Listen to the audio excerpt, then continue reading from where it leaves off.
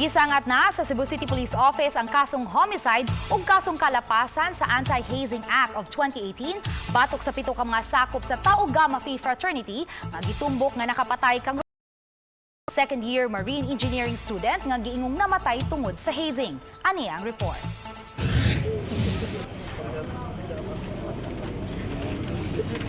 Emosyonal si Lenny Baguio, inahan ni Ronel Baguio sa pormal ng pagpasaka ug kasong kriminal batok sa 7 ka mga opisyal sa Tau Gamma Phi Fraternity nga gilangkuban sa Grand Triskelion, 2 ka deputy Triskelion, master initiator, resident member ug ang recruiter.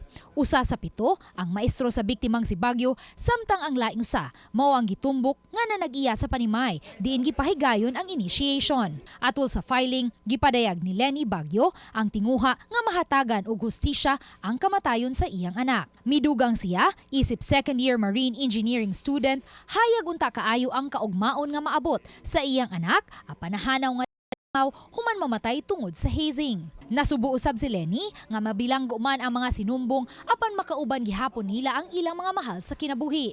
Apan sa iyang bahin, wala na si Ronel nga iya untang makauban o wala na usab siya masayod sa iyang dangatan tungod kay wala naman ang iyang anak. Akala namin pagdating ng araw ay matutupad niya po ang lahat.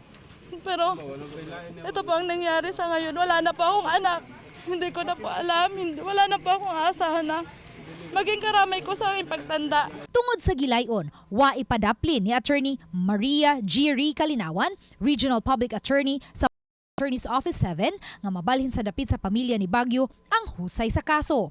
Apan iyang giangkon nga dili kini madali-dali. It's just crossing the mind of Mrs. Baguio. Okay. But of course, we need to have basis for it. So we'll talk about it in depth when the time comes that the case has already filed in court. Samtang gitataw ni Assistant Cebu City Prosecutor Roda Bacatan nga dili pa matino sa Cebu City Prosecutor's Office kung gikinahanglan bang muumol og panel of prosecutors ang ilang buhatan alang sa ipahigayong preliminary investigation. Iyang gihulagway nga wala kini kalainan sa ubang mga kasong kriminal nga masangat sa City Prosecutor's Office. Gitugyan ni Baguio ug ni Angie Risa, Assistant Chief National Coordinator sa Volunteers Against Crime and Corruption, ang mga dokumento human madakit sa Cebu City Prosecutor's Office ang kaso.